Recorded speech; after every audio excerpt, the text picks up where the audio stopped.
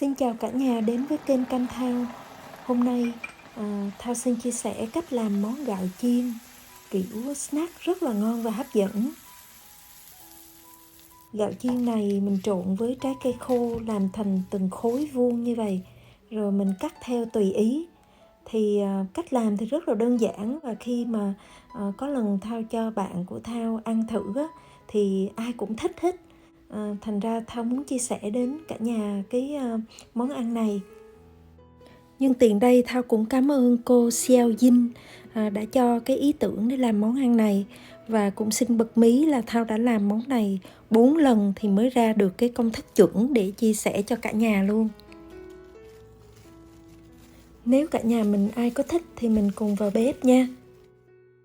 Cả nhà mình đón xem phần nguyên vật liệu ở dưới phần mô tả nha.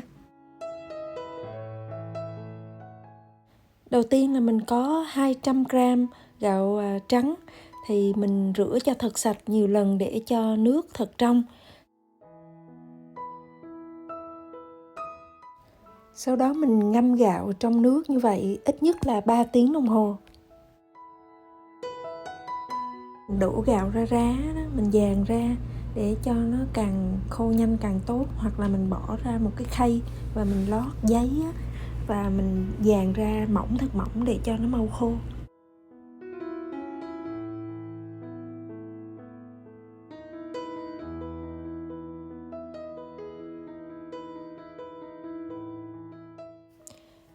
Sau khi mình thấy gạo cũng đã khô rồi, mình bỏ vào trong cái tô này nha, để chuẩn bị mình đi chiên gạo. Mình bỏ dầu vào chảo, bỏ cao cao lên để mà mình khi bỏ gạo vào thì mình vớt ra cho dễ. Mình để dầu nóng từ 200 đến 230 độ C. Mình thử một hạt gạo, mình thấy nó nổi lên và phồng lên thì mình biết là dầu đạt rồi. Mình bắt đầu mình đổ gạo vào, mỗi lần mình đổ khoảng nửa cốc á. Rồi khi mà gạo nổi lên trên mặt thì mình bắt đầu chờ nó hơi vàng một chút xíu là mình vớt ra.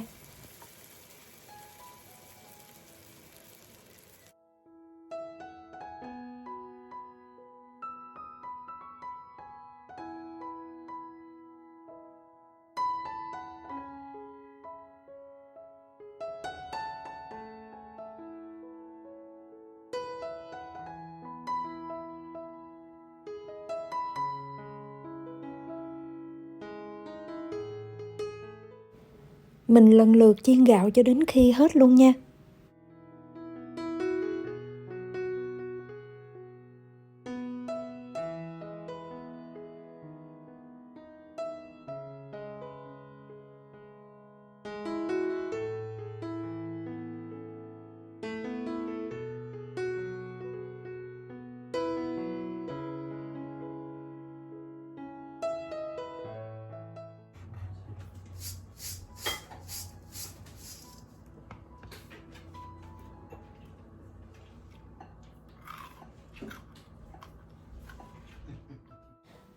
Thao có đây là 25g mỗi loại, quả Việt Quất nè, nho khô nè,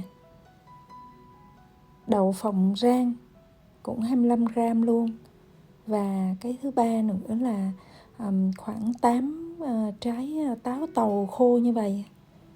Thì chỉ có trái táo tàu á thì mình cắt ra để mình lấy cái hột ra thôi.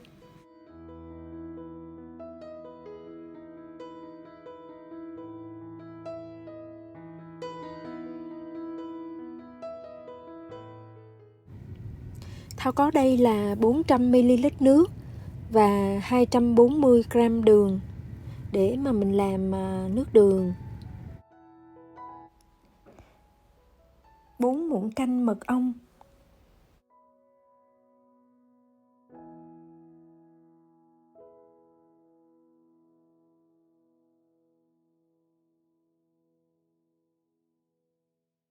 Mình nấu cho đến khi nào nước đường nó hơi vàng thì mình bắt đầu đổ gạo vô và đổ tất cả những cái trái cây khô vào luôn, đậu phộng nữa.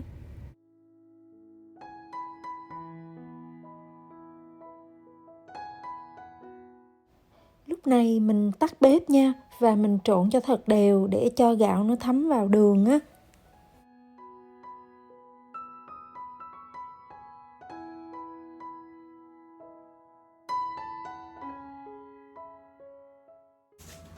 Mình lấy khay bỏi giấy lên và mình rắc một chút xíu mè và đổ tất cả hỗn hợp gạo vào.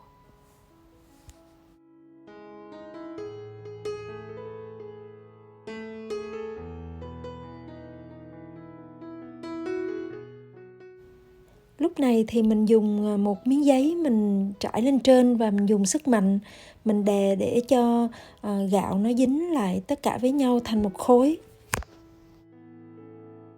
Sau đó mình để khoảng 10 phút á, rồi mình lấy ra rồi mình cắt tùy theo mình thích cắt nhỏ hay cắt lớn thì tùy mình.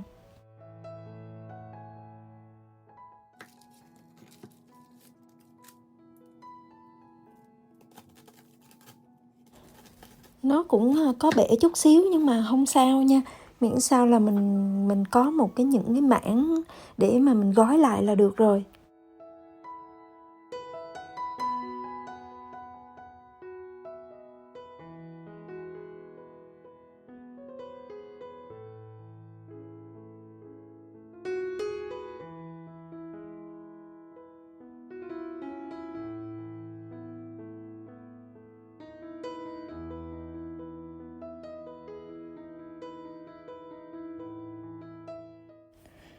Mình nhớ lấy ni lông ráp lại để cho mình lưu trữ được là lâu nha. Thôi đến đây Thao cũng tạm biệt cả nhà. Chúc cả nhà làm thành công món ăn này nha.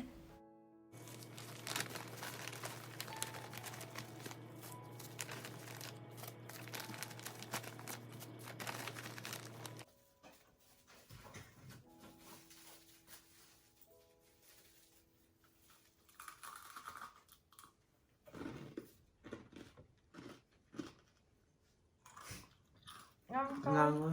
Ừ. Như cái mùi honey á. Nó sweet. Mà con nghĩ cái này healthy hả? Healthy. Ngon. Tốt Con thích luôn. không? Thích không? Con ngồi học. Bán cái này sau bài chắc 10 đồng luôn. Con ngồi học có gì mai mốt con đói bụng con lấy ăn nha. Dạ.